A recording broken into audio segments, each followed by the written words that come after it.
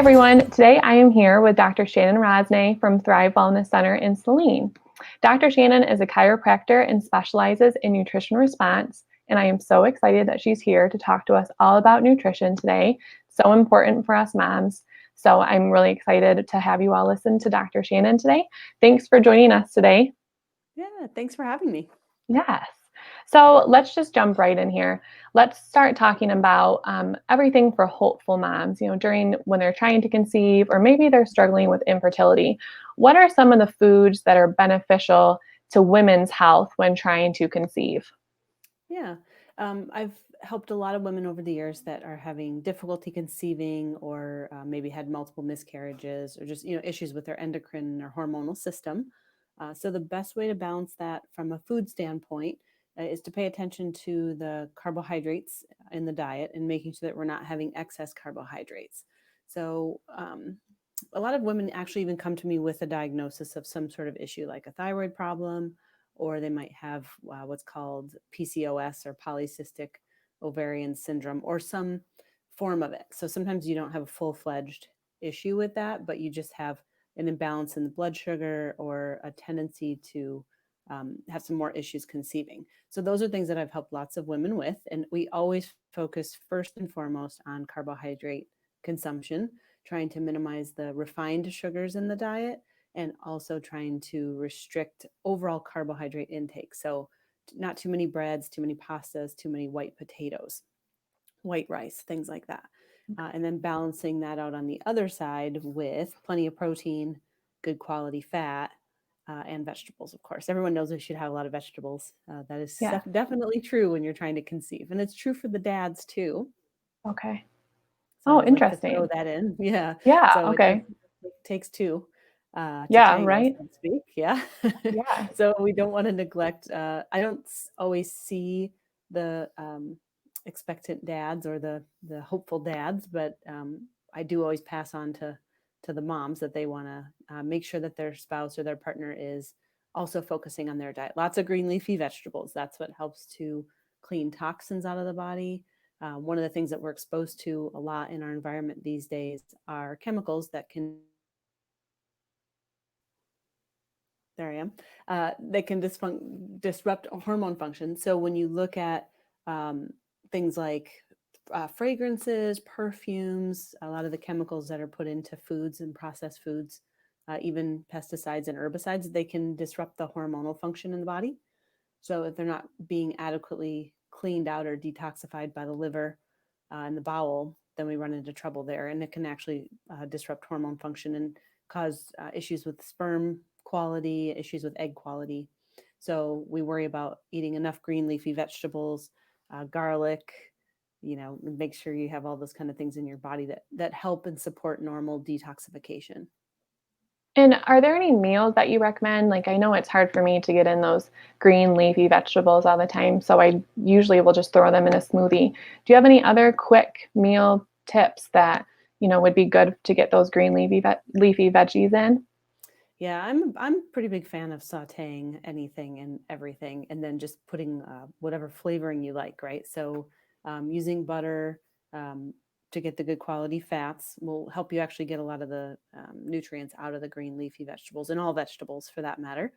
Garlic is always fun, and whatever kind of seasoning you like. So some people like Okay. spicy things, so you can add in some red pepper flakes or something like that. But I usually Hmm. saute and then adding that into something, so you can put it in a quiche or you can put it in an omelet, or use it as a side dish, however you like. It kind of depends Yeah, on your tolerance for green leafies.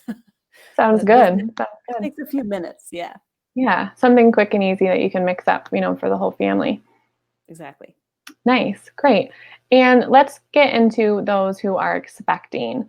What foods should us women be focusing on once we're pregnant?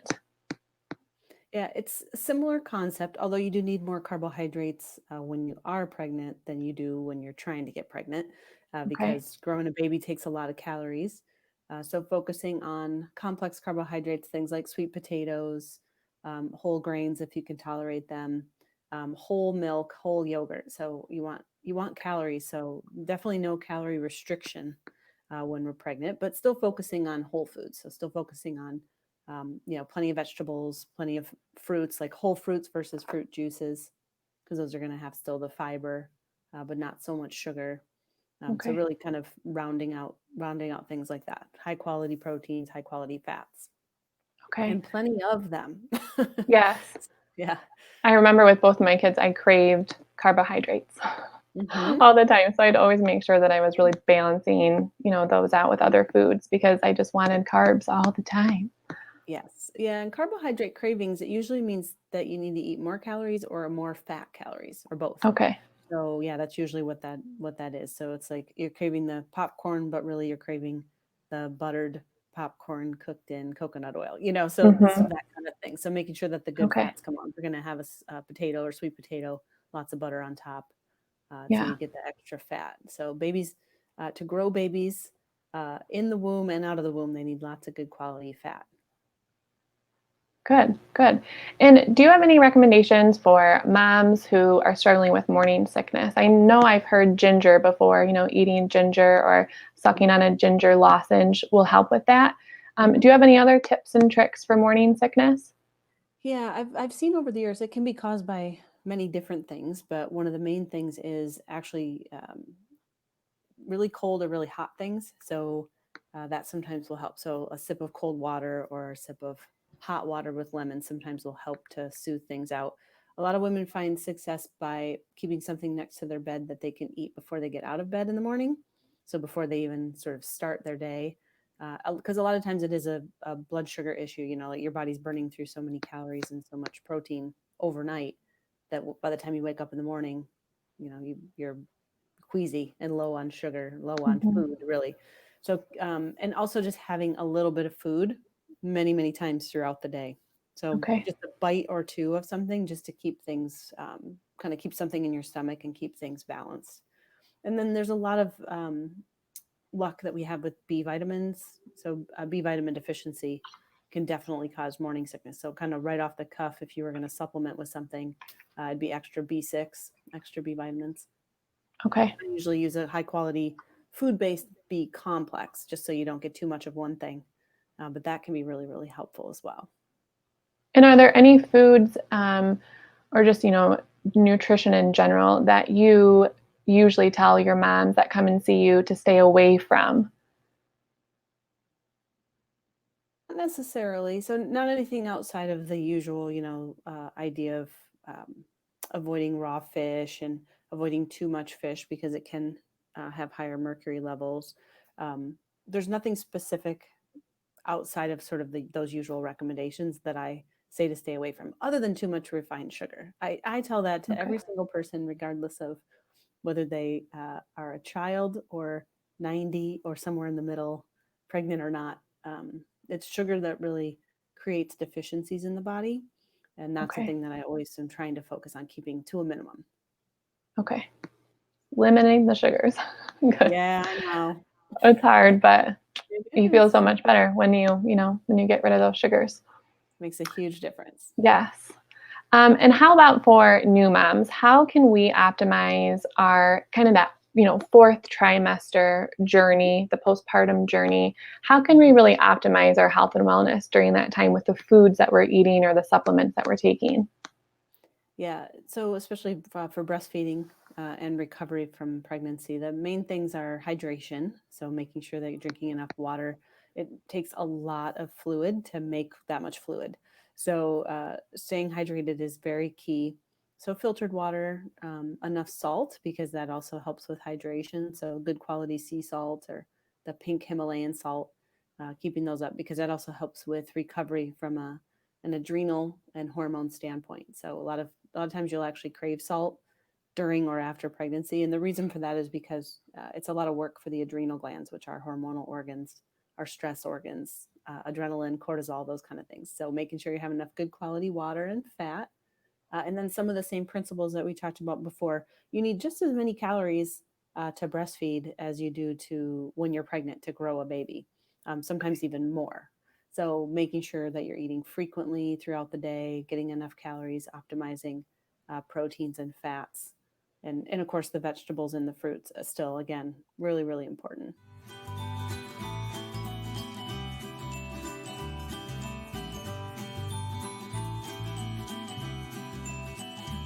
And what are like a couple of foods that to focus on breastfeeding when you were talking about breastfeeding? What are a couple of foods that really help boost that milk supply?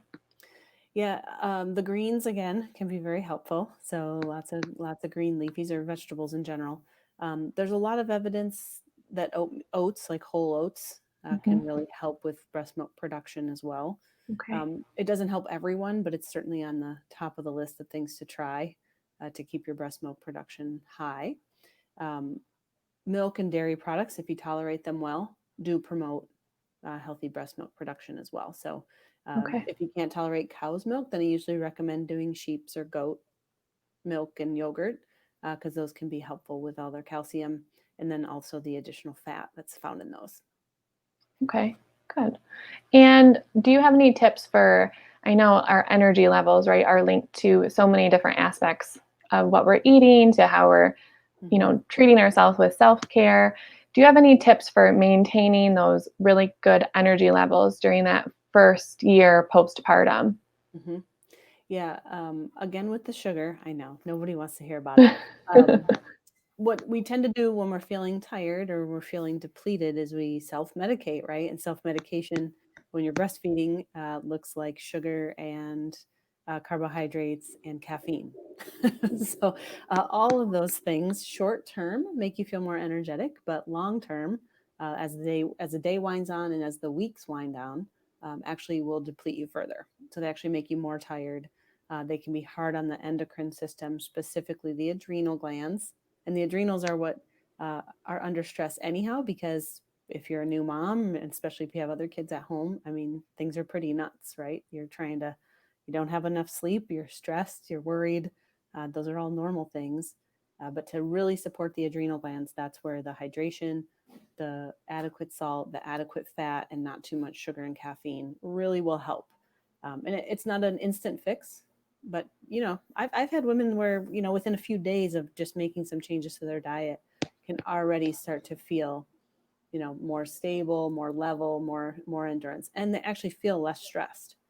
So when your body's Okay. doing better, you can actually handle those stresses much more easily and more readily. Yeah. So Like the that's the lack of idea. sleep and, Yeah, all those little things that, exactly.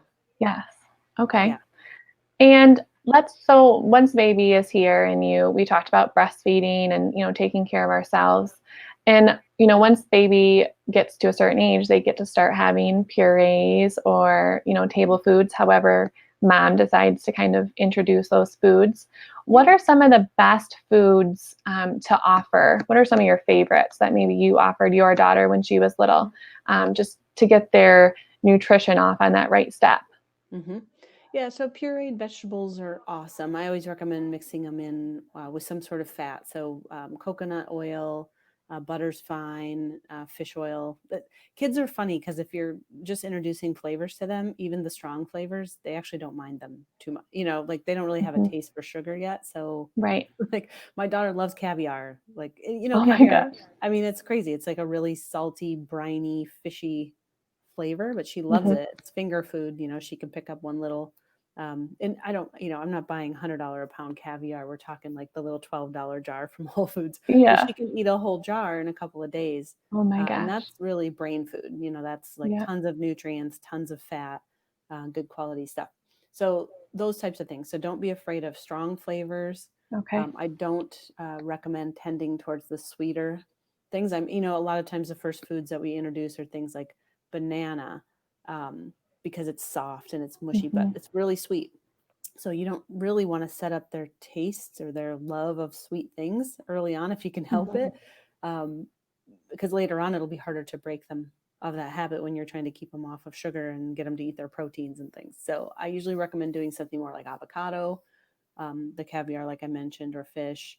Okay. Um, and obviously anything that you're eating that's high quality that Mhm. doesn't have a lot of sugar. So beef is fine. Egg yolk is a really good first food. Egg whites tend to be a little more of an allergen, so we don't start with Okay. those. But a soft egg yolk, like a soft boiled or medium boiled egg, that was the first food that I fed my daughter actually off a spoon, and it was smeared all over her face and all over her everywhere. Yeah. But she loved it. She ate, two of them um, in one sitting. So Yeah. those types of things are important include when you're starting to do the weaning and starting to give them some different flavors to try. My kids love eggs. They just, especially my second, when he was starting those first foods, we did avocado and whatever I was eating, like the sweet potato, but that was a little bit sweeter. But eggs is just, I can never go wrong with eggs for my kids. Yeah, and they're such a wonderful food, great brain food, contain lots of choline and things like that babies need. So it's a wonderful food. My daughter likes hers. She actually is obsessed with pesto, which is Oh my gosh, that's a pretty strong flavor, but she'll eat it like with a spoon if I let her. I don't let her because it's too expensive. Yeah. Just put it on her eggs.